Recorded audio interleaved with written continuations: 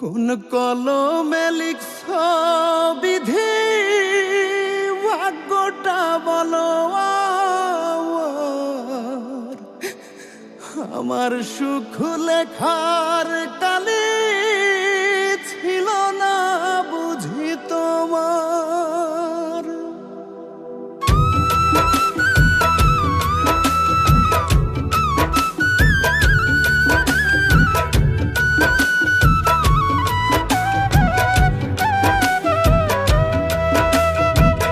কোন কলমে লিখছ বিধি ভাগ্যটা বলো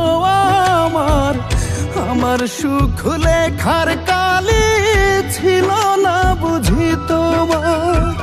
কোন কলমে লিখছ বিধি ভাগ্যটা বলো আমার সুখ লেখার কালে ছিল না বুঝি তোমার।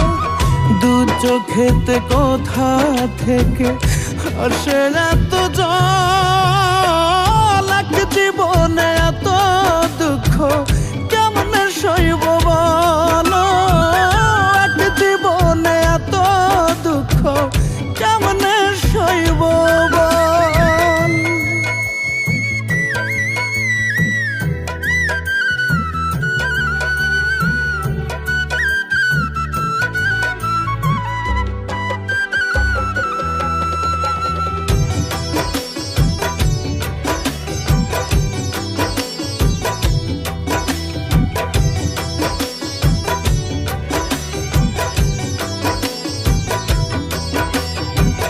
বাহিরটা তার যায় রে দেখা, ভেতর যায় না দেখা।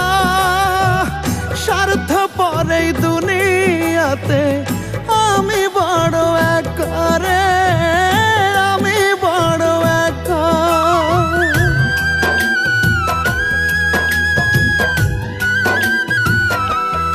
ও বাহিরটা তার যায় রে দেখা, ভেতর যায় না দেখা।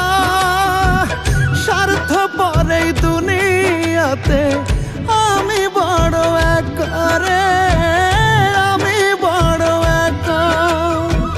দু চোখেতে কোথা থেকে আসে এত জল, এক জীবনে এত দুঃখ কেমনে সইব বলো, এক জীবনে এত দুঃখ কেমনে সইব বল।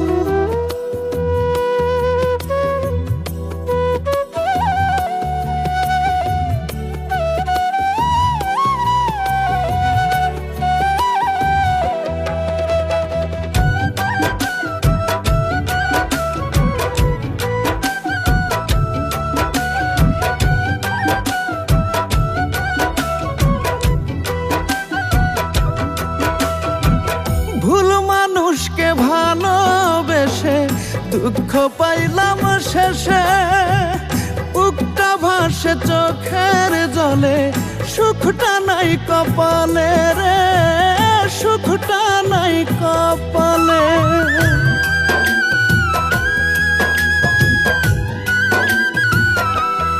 ও ভুল মানুষকে ভালোবেসে দুঃখ পাইলাম শেষে। বুকটা ভাসে চোখের জলে, সুখটা নাই কপালে রে, সুখটা নাই কপালে। দু চোখেতে কোথা থেকে আসে এত জল, এক জীবনে এত দুঃখ কেমনে সইব বলো, এক জীবনে এত দুঃখ কেমনে সইব বল।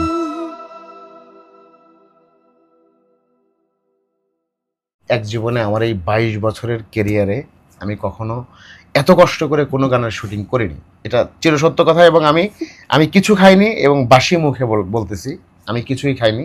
আমি যে কষ্টটা করেছি, আমি ইতিপূর্বে অনেক গানের মডেল হয়েছি, কাজ করেছি বা রিলিজ হয়েছে, হিট হয়েছে, কিন্তু এত কষ্ট কোনো গানে করিনি। শুধু আমার পা না, আমার পা এখানে একবার লাগছে, আমার কোমরে ব্যথা পাইছি।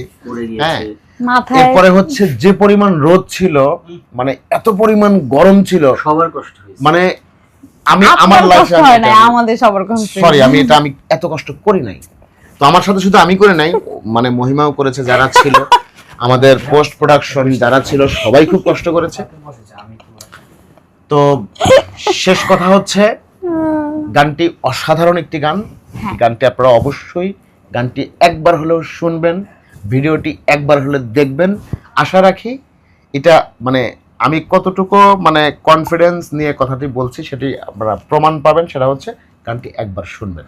খুবই টায়ার্ড, সারাদিন শুট করার পরেও রাত গেল, এখন ভোর গিয়ে শুট শেষ করলাম। তারপর এখন আমরা বসলাম, দেখেন ভাইয়া অনেক টায়ার্ড, ভাইয়া এক ফোঁটাও ঘুমায় নাই। আমি একটু আধা ঘন্টা 1 ঘন্টা ঘুমাইছি, বাট ওনার চোখে কোনো ঘুম নাই। ভাইয়া গানটা নিয়ে আপনার কিরকম অনুভূতি বলেন? হ্যালো দর্শক, আসসালামু আলাইকুম, আমি ইমন খান। আপনাদের সবাইকে জানাচ্ছি অনেক অনেক প্রীতি ও শুভেচ্ছা আর good morning.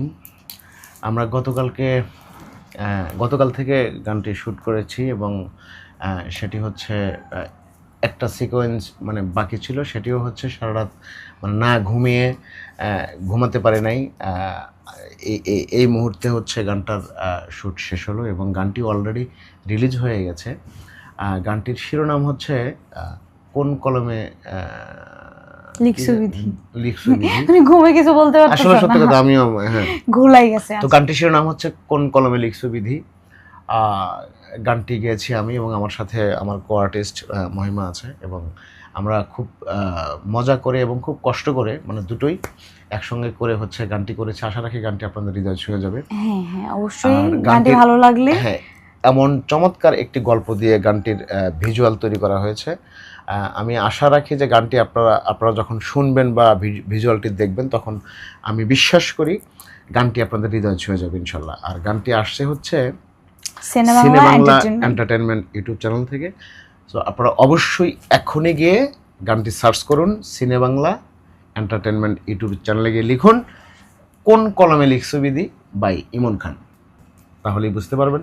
Thank you so much. সবাই ভালো থাকুন, সুস্থ থাকুন, সুন্দর থাকুন এবং বাংলা গানের সাথেই থাকুন, আরো সাথে থাকুন সিনেবাংলা এন্টারটেনমেন্ট ইউটিউব চ্যানেলের সাথে। আল্লাহ হাফিজ। কোন কলমে লিখসবিধি ভাগ্যটা বলো আমার সুখ লেখার কালে ছিল না বুঝি তোমার।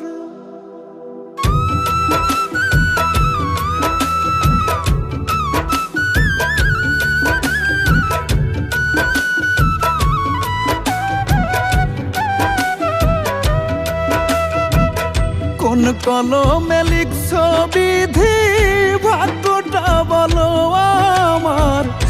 আমার সুখ লেখার কালে ছিল না বুঝি তোমার।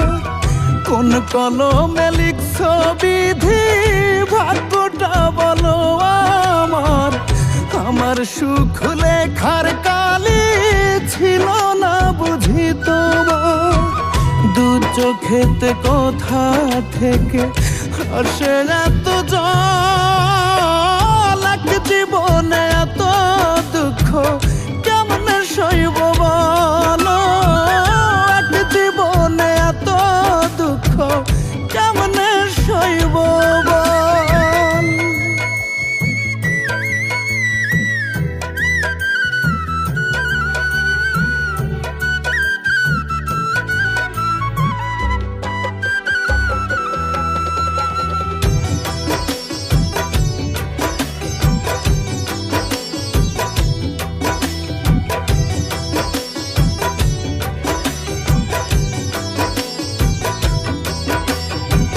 বাহিরটা তার যায় রে দেখা, ভেতর যায় না দেখা। স্বার্থ পরেই দুনিয়াতে